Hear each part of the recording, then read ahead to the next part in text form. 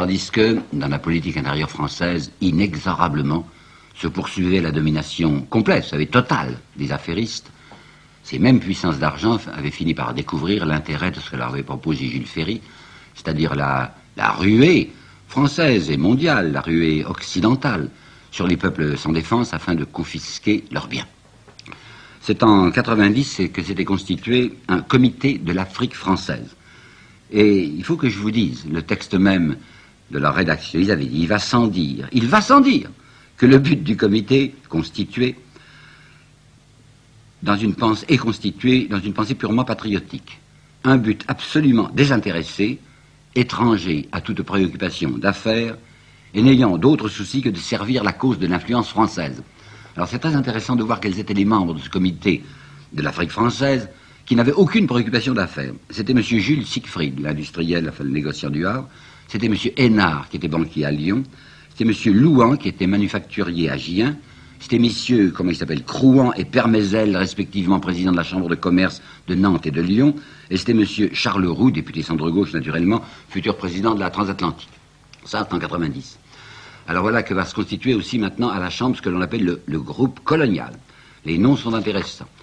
Les noms principaux, c'est Léoncey, l'éternel Léoncey, vous savez, Delcassé, ministre des Affaires étrangères, Deschanel, et un nouveau venu, dont vous entendrez souvent prononcer le nom par moi, qui s'appelle Eugène Étienne. C'est drôle qu'on ait oublié Eugène Étienne. C'est un homme extrêmement important pour le colonialisme français, au point qu'au banquet de l'Union coloniale de 1905, on saluera le fondateur et le chef aimé du parti, M. Eugène Étienne. La même année, on va constituer un ministère des colonies. Jusqu'à présent, il n'y avait pas de ministère des colonies en France. C'est en 1994, c'est ça que ça se passe. Le ministère des colonies, jusqu'alors, c'était un sous-secrétariat d'État qui était rattaché au ministère de la Marine, et maintenant on va faire un propre ministère des colonies. Cependant, le ministère des colonies ne régnera que sur les colonies proprement dites, et les autres colonies qui s'appellent protectorats, vous savez, le protectorat jusqu'alors de Madagascar et le protectorat de la Tunisie, sera rattaché aux affaires étrangères. À cause d'hypocrisie, ce sont des nations étrangères. Droit des peuples à disposer d'eux-mêmes, alors simplement ce sont des nations protégées. Mais il est bien intéressant de voir les termes du rapport de fondation de ce ministère des colonies. Il faut assurer à la France la compensation des sacrifices qu'elle a consentis pour la conquête de son empire. Jules Guesde, dès 1885, avait dit, voyons, qu'est-ce que c'est que le colonialisme? Ça se fait comment? Ça se fait au moyen du sang et de l'argent de la nation, de la collectivité. On commence par envoyer des soldats, c'est-à-dire les enfants du peuple. Ensuite, on envoie un peu d'argent pour les premiers travaux, enfin pour des routes, pour l'aménagement du port, c'est encore des ports, c'est encore l'argent du peuple. Et puis après, ce sont des compagnies privées qui raflent tous les bénéfices. Alors maintenant, il s'agissait d'assurer à la France la compensation des sacrifices qu'elle a consentis. Quelle compensation? Eh bien évidemment, dans les colonies, on va mettre des impositions, enfin des taxes sur les noirs ou sur les jaunes. Ça rapportera un peu.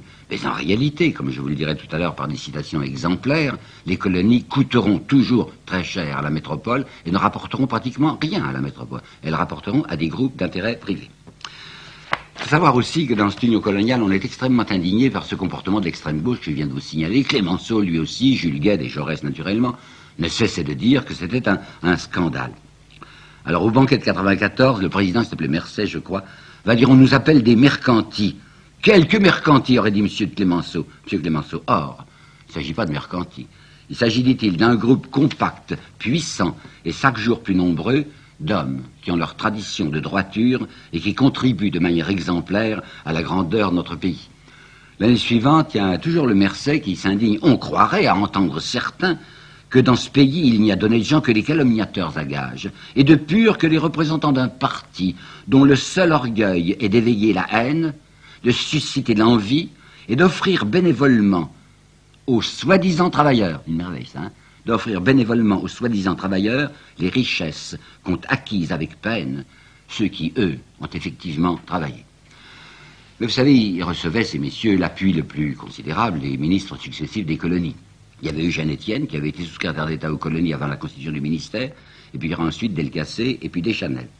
Alors il y aura un salut à Delcassé, ministre des colonies. Ce Delcassé, que nous avons vu lui-même offrir des concessions territoriales à quelques-unes de nos maisons, les plus anciennes et les plus recommadables. Nous l'avons entendu promettre de nous consulter sur les tarifs de douane. Tout cela est profondément satisfaisant, disant les membres de l'Union coloniale. Ce mot de profondément satisfaisant me rappelle quelque chose que j'avais trouvé l'année dernière à propos de l'indemnité de guerre que Thiers avait versée à l'Allemagne. Vous savez que cette indemnité avait été versée grâce à des emprunts. Emprunts dont la Banque de France avait été tellement bénéficiaire qu'elle avait porté, je vous l'ai dit, son dividende de 80 à 300. Il y a une lettre à Thiers que j'avais publiée l'année dernière où le comité de régence de la Banque de France disait les mesures prises par le gouvernement sont profondément satisfaisantes. C'est exactement le même mot. L'Union coloniale dit le ministère à notre égard est profondément satisfaisant.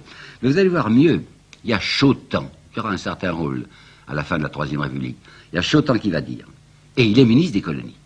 Le ministre des colonies est tenu de se considérer avant tout, vous attendez bien, de se considérer avant tout comme un second ministre du commerce. Le commerçant, c'est pour lui que l'administration coloniale doit être faite. Ah ben c'est clair. Alors voyez, qu'est-ce qu'on faisait positivement? On avait commencé par reprendre la question de Madagascar parce que vous vous rappelez peut-être qu'elle avait été mal réglée.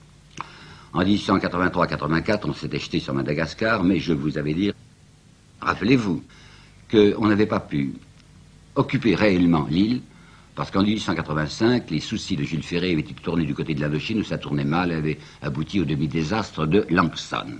Il fallait reprendre les choses. Une île pareille, avec les gisements qu'elle pouvait posséder, puis avec toute l'exploitation qu'on pouvait tirer des indigènes, c'est quelque chose à ne pas négliger. Alors on va envoyer ce qu'il faudra. On a envoyé un premier corps expéditionnaire en septembre 1994. C'est M. Eugène Étienne, qui a demandé des crédits pour, écoutez bien, pour achever la pacification. Ce mot de pacification servira beaucoup dans les affaires coloniales. Seulement, ça avait très mal tourné. Les soldats avaient été mal équipés, on n'avait pas fait des piqûres nécessaires, ils avaient eu la malaria.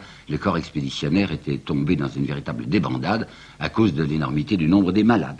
Alors on va remettre ça, on va bombarder Tananarive au mois de septembre 95, et le 18 janvier 96, la France va annoncer qu'elle prend possession. Elle annonce au monde, je prends possession de l'île de Madagascar.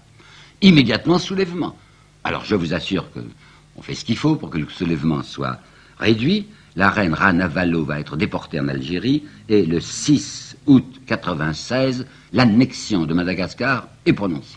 Bon, voilà une bonne chose de faite. Maintenant, regardons du côté de l'Afrique du Nord. En Afrique du Nord, Eugène Étienne expliquait qu'il fallait que la France s'occupât toute l'Afrique du Nord. Et il expliquait volontiers qu'il y avait un grand axe à établir. Nous étions déjà à Alger, alors il fallait que les Français descendent jusque sur les côtes du golfe de Guinée, voilà pour nord-sud, et maintenant ouest-est. On était à Dakar depuis longtemps, Sénégal, alors il fallait traverser horizontalement, si je puis dire, toute l'Afrique pour aboutir peut-être, qui sait, jusqu'à Djibouti.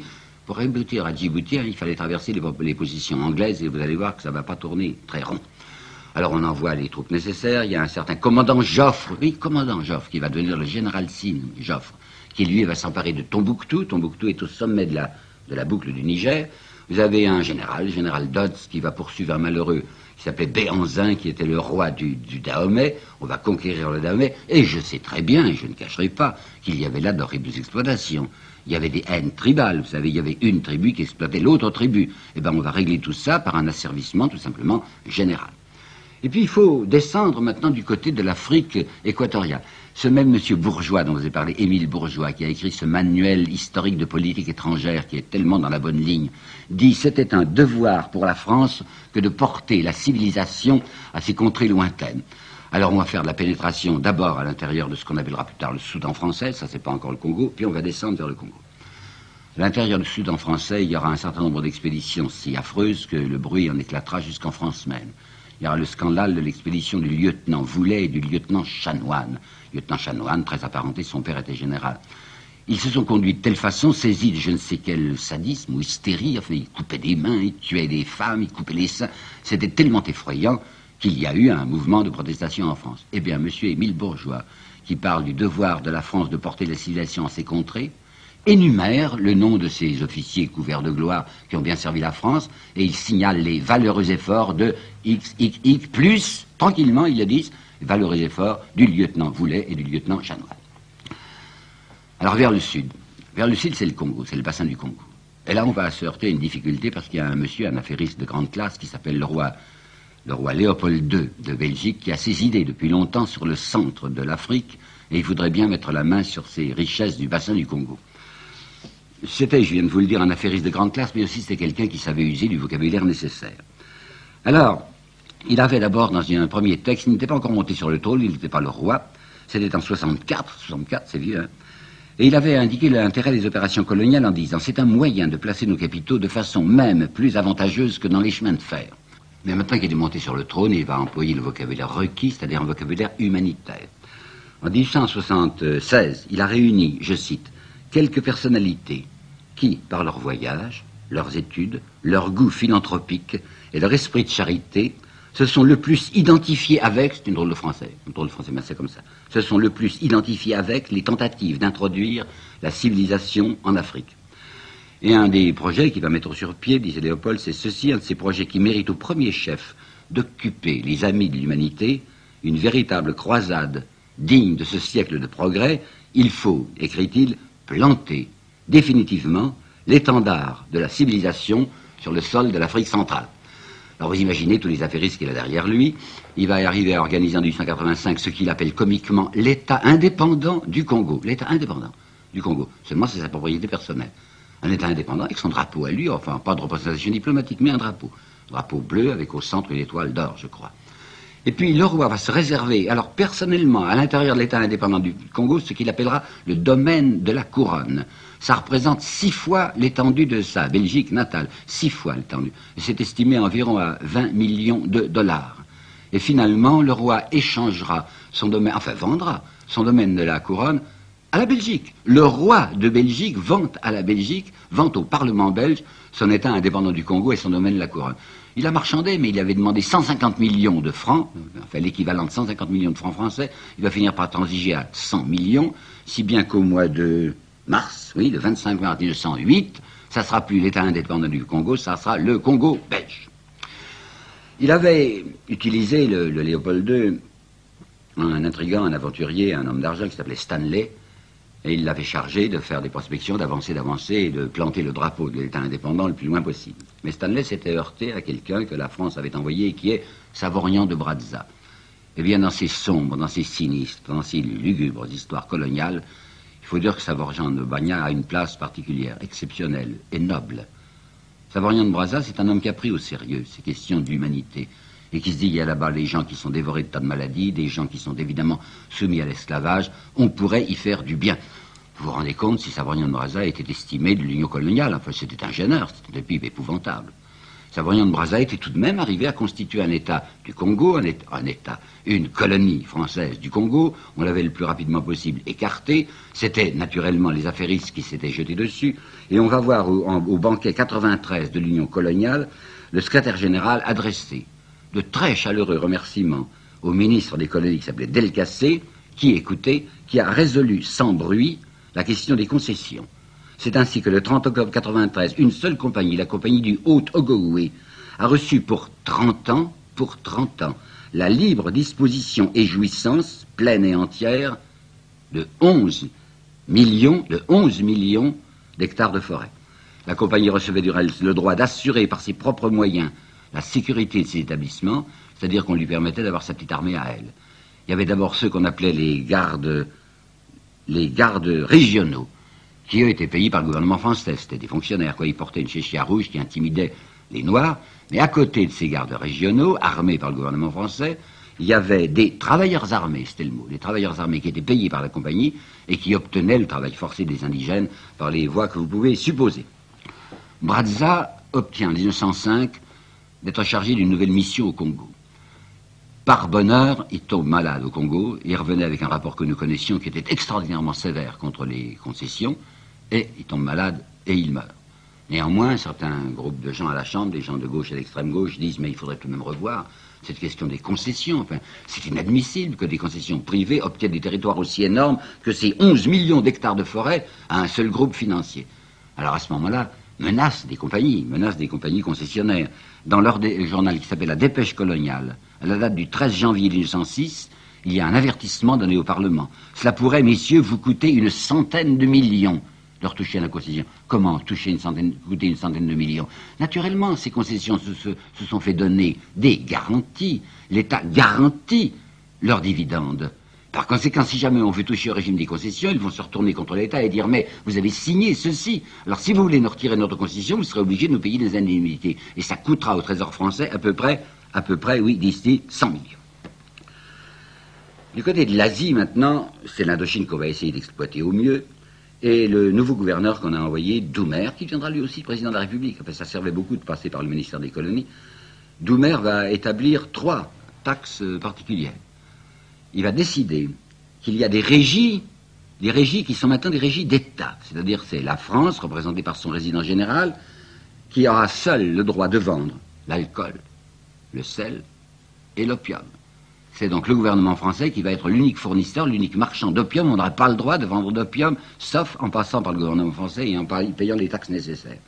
D'autre part, les colons, qui sont très peu nombreux, vous savez, ils sont environ à ce moment-là 20 000 Français, 25 000 si vous voulez, et il y a 20 millions d'indigènes, estiment qu'on ne peut se faire obéir que par la crainte et par la terreur. Et ils ont j'allais dire le culot, enfin disons l'aplomb, de demander que l'on établisse en Indochine ce qui fonctionne si bien en Amérique et qu'on appelle la loi de Lynch. C'est-à-dire que s'il y a un indigène qui se conduit mal, pas besoin de jugement, les colons se précipiteront sur lui et le tueront. Ils demandent au moins, puisque le gouvernement ne veut pas entendre parler de loi de Lynch en Indochine, ils demandent au moins que toutes les fois qu'il y a une exaction commise par un indigène, il soit jugé par un tribunal exclusivement blanc. Voilà qu'un gouverneur qui s'appelait M. Beau, qui avait succédé à Doumer, va essayer une autre politique en disant non, c'est tout de même très inhumain ce que nous faisons. Notre seule chance, c'est d'essayer de nous faire aimer. Alors vous n'imaginez pas les colères contre lui. Le journal Le Temps va foncer contre le gouverneur Beau en disant ce serait folie que de contribuer à nous préparer des ennemis à l'intérieur comme on le fait présentement. Il ne faut pas oublier que M. Jules Ferry avait dit les lois françaises ne se transplantent pas étourdiment. Parmi les lois françaises, il y avait tout de même la Déclaration des droits de l'homme, c'est-à-dire que tous les hommes naissent et demeurent libres et égaux en droit. Ça, c'est bon pour l'Europe, mais c'est surtout pas bon pour les colonies. Alors on va assister à un régime de force avec des soulèvements intermittents, avec de grands frémissements intérieurs dans la population, jusqu'en 1914 et même au-delà, chaque fois qu'ils sont réduits par le sang. Je vous avais déjà dit que les gens qui travaillaient en Indochine regardaient avec sympathie du côté de la Chine, parce que la Chine, c'était un territoire nouveau qui s'ouvrait et qui était extrêmement mal défendu. Alors de même que s'était constitué un comité de l'Afrique française, se constituera en 1900 un comité de l'Asie française, sous la présidence de qui? Ben, naturellement du même, toujours Eugène Etienne. Et ce comité réclame, à l'égard de la Chine, une diplomatie éclairée, afin de procéder à l'émancipation intellectuelle et économique de cette partie du monde aux richesses inouïes, car il y a là, disait le texte du comité, un bloc d'immenses richesses latentes sur lesquelles on peut mettre la main. Il ne disait pas ça. Un bloc d'immenses richesses latentes. Alors vous savez qu'en 1900, il va se produire une expédition internationale en Chine. Il y avait eu un soulèvement, c'était les Boxers. Boxers, paraît-il, ça signifie le poing levé pour la justice. C'était des indigènes qui se révoltaient contre les exactions, ils voyaient bien ce qui se passait, de toutes parts l'Occident tombait sur eux, alors ils tentent une révolte. C'est une mission militaire internationale sous le commandement d'un officier allemand, à laquelle on va voir participer des troupes françaises, des troupes japonaises, des troupes russes, des troupes anglaises, qui vont se jeter sur Pékin. Et là, je voudrais vous apporter une citation que j'estime pour ma part exemplaire. Le Figaro, qui ne reculait devant aucun sacrifice, avait envoyé Pierre Loti comme correspondant de guerre à Pékin à la suite de l'expédition internationale. Et dans le Figaro des 18 et 20 octobre 1900, oui, Pierre Loti avait écrit ceci. J'ai eu la chance d'entrer à Pékin après une razzia de nos zouaves. Ça et là, des mains coupées, des têtes coupées, des paquets de cheveux. Quelque chose sort d'un seau. Je m'approche. Ce sont les 2 cuisses décharnées, la moitié inférieure d'une vieille femme, jetée là, les jambes en l'air. Vous imaginez bien que ces souvenirs-là resteront frappants dans l'esprit des Chinois. La France va demander des avantages, l'Allemagne aussi, car je vais vous montrer maintenant qu'il ne s'agit certainement pas uniquement de la ruée française, mais que c'est une ruée générale.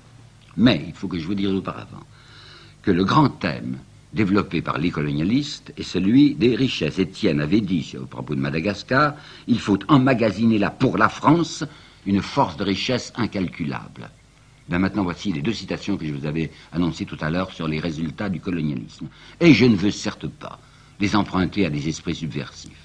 Ma première citation vient de M. Emmanuel Beau de Loménie, qui est un royaliste, qui est un légitimiste, et qui a écrit des livres fort importants sur les dynasties bourgeoises. Et voici ce qu'écrivait M. Beau de Loménie en 1954.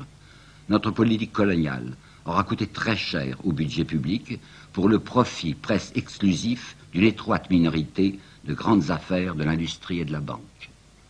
Et voici maintenant un autre texte qui est de 1960, dû à un monsieur Henri Braunschweig qui ne passe pas pour un marxiste. Il a paru bientôt que des particuliers pouvaient s'enrichir aux colonies, même si elles n'étaient nullement rentables pour l'État.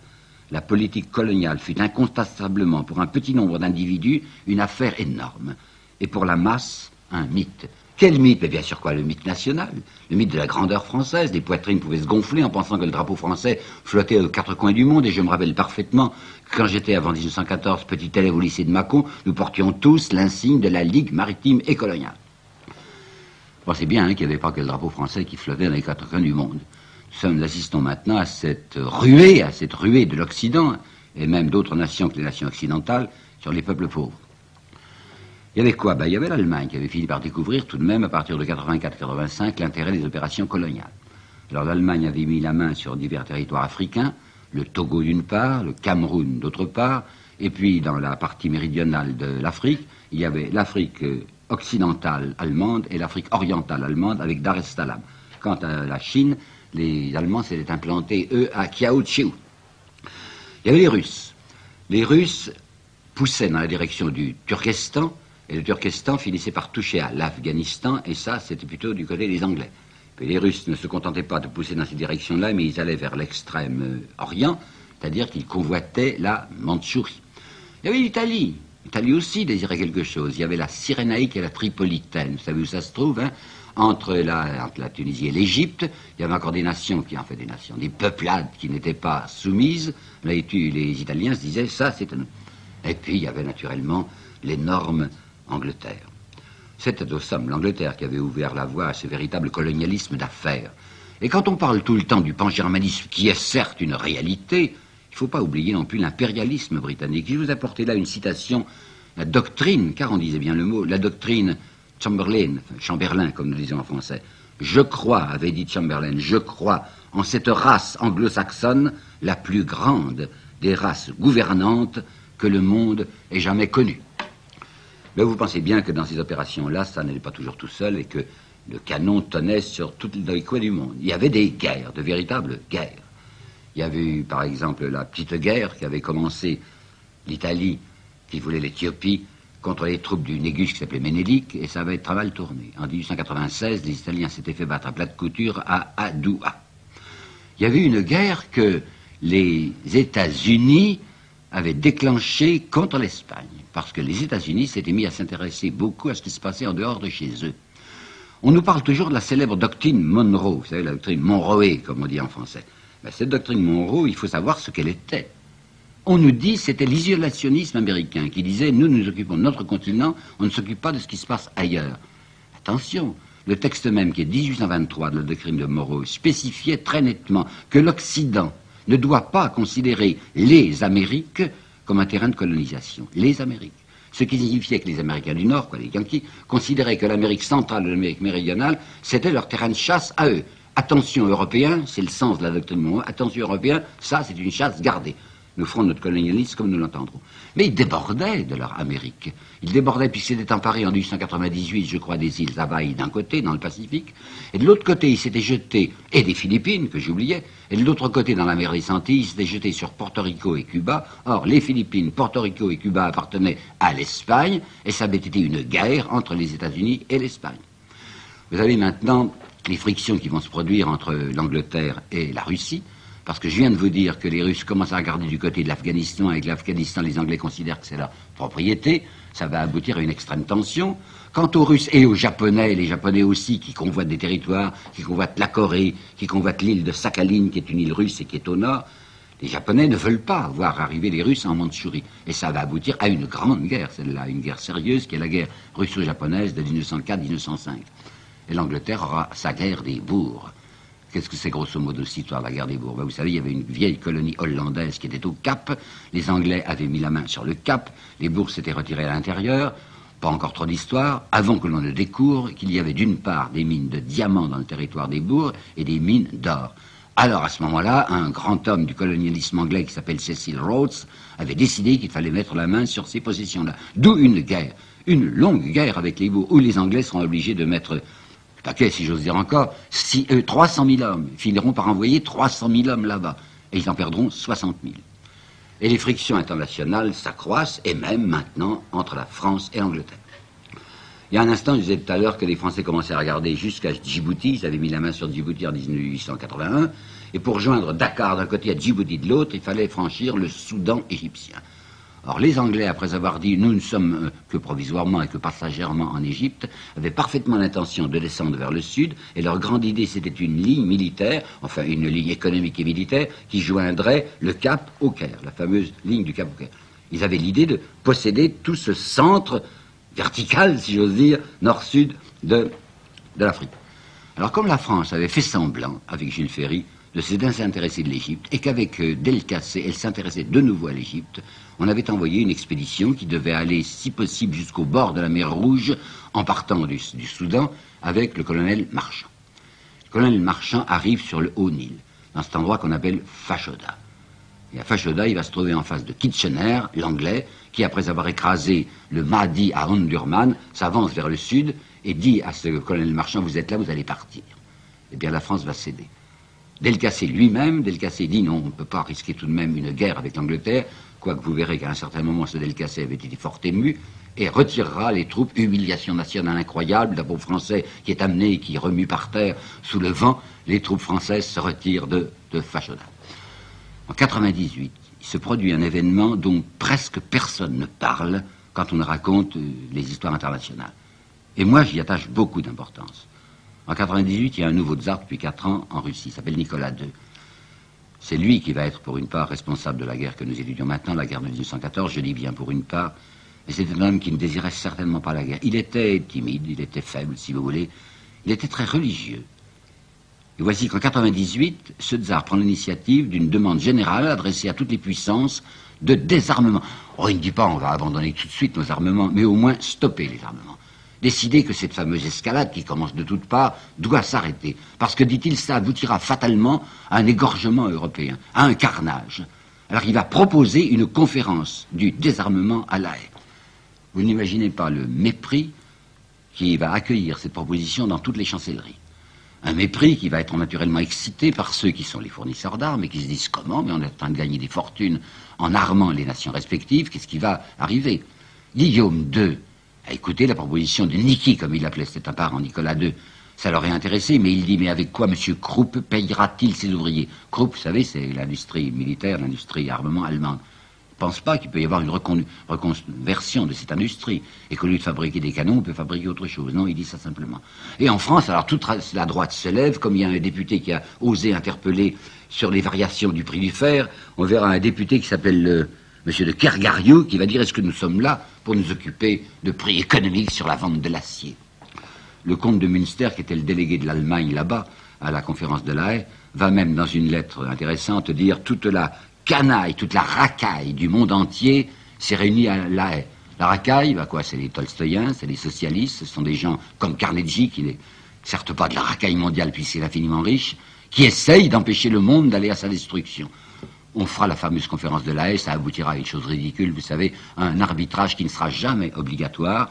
Simplement, on conseille aux nations, lorsqu'elles auront des difficultés, de recourir à l'arbitrage du tribunal de La Haye. En somme, cet espoir qui eût été, je le crois, un grand espoir pour l'humanité, il sera immédiatement piétiné, ridiculisé, aboli. Mais on va assister maintenant, du côté de la France, à un retournement singulier. L'humiliation de Fashoda a paru extrêmement pénible aux nationalistes français. Les nationalistes français, surtout à cause de l'affaire Dreyfus, et dans une intention très évidente d'utiliser le nationalisme, d'utiliser le chauvinisme à des fins de politique intérieure, les nationalistes continuent à braquer l'opinion publique sur l'Allemagne. Alors Delcassé, qui va devenir, enfin qui est le ministre des Affaires étrangères, et qui va le rester jusqu'en 1905, Delcassé a conçu à ce moment-là un plan assez terrible. C'est le mot que je tiens à employer, un plan assez tragique, dont il s'ouvrira devant M. Abel Ferry en 1914, où il dira « Je vais maintenant, dès maintenant, tendre à l'Allemagne un piège où j'espère bien qu'elle tombera ».